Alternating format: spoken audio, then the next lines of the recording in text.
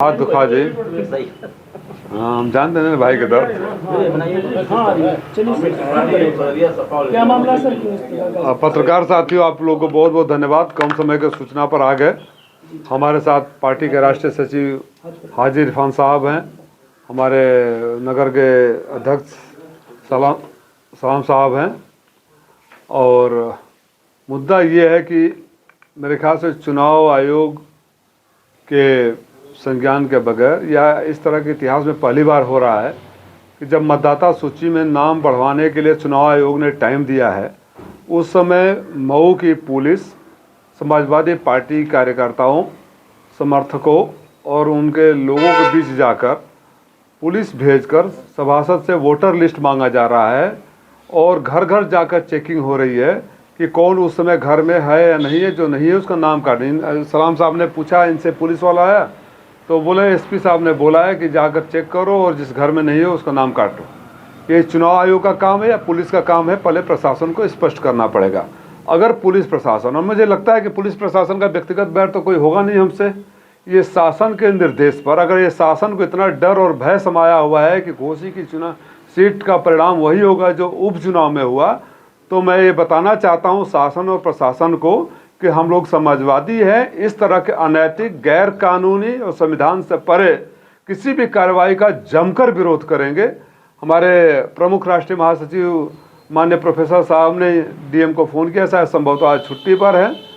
CDO से उनकी बात हुई, सीडीओ ने भी कहा नहीं, ये चुनाव आयोग का के हिसाब से पुलिस का काम नहीं है।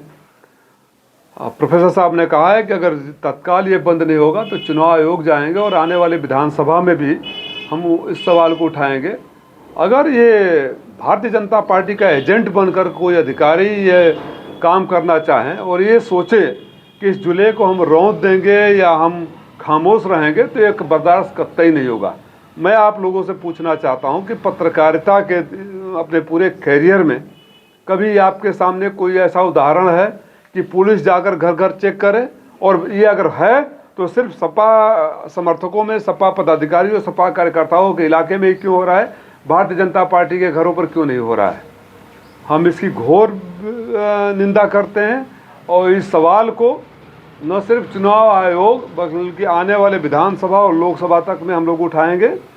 और मैं अपने कार्यकर्ताओं और नेताओं से आह्वान करता हूं कि जिस तरह का आतंक इन लोगों ने उपचुनाव में मचाया था, आप मानसिक रूप से तैयार रहिए। आतंक के बल पर जो चुनाव अगर जीतना चाहते हैं, शासन और भारतीय जनता पार्टी की मंशा है कि अपने चुने हुए अधिकारियों के बल पे वो चुनाव जीत जाएंगे, तो मैं यही कहूँगा कि घोसी उपचुनाव से उन्होंने सबक नहीं सीखा है।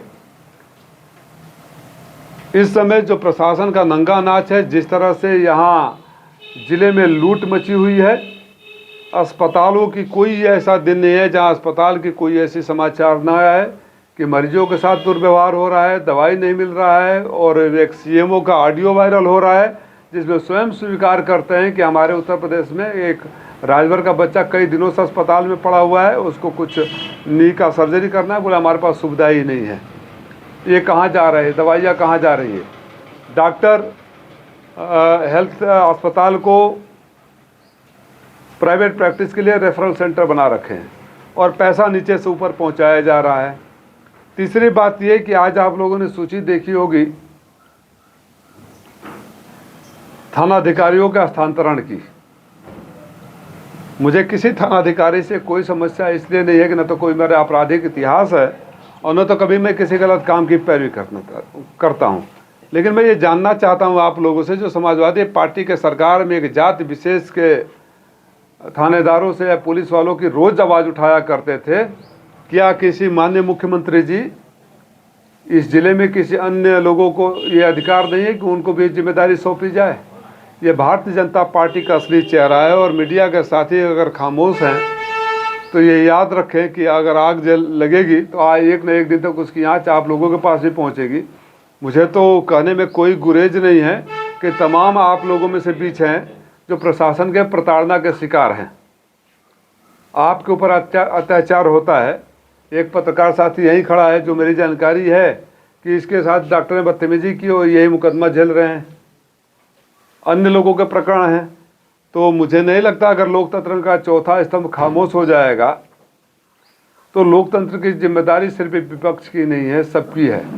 मैं पुनः आपके माध्यम से अधिकारियों से और शासन को खास तौर से, क्योंकि अभी मैं बात को दोहरा रहा हूं कि मुझे नहीं लगता कि किसी अधिकारी की कोई व्यक्तिगत इंटरेस्ट या खिलाफत होगा। अगर होगा तो हम उसके लिए भी लड़ने के, संघर्ष करने के लिए तैयार हैं। ये ना समझे कि अगर मैं इस तरह का बयान दे रहा हूं तो मैं उनको खुश करने के लिए दे रहा हूं।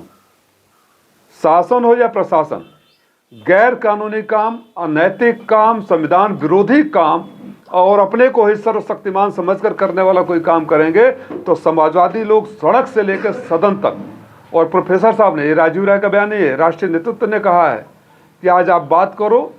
डीएम साहब उपलब्ध नहीं थे, राष्ट्रीय नेतृत्व अधिकारियों से बात करेंगे, नहीं तो प्रोफेसर साहब स्वयं चुनाव आयोग जाएंगे और आने वाली विधानसभा और लोकसभा में भी हम चलने नहीं देंगे।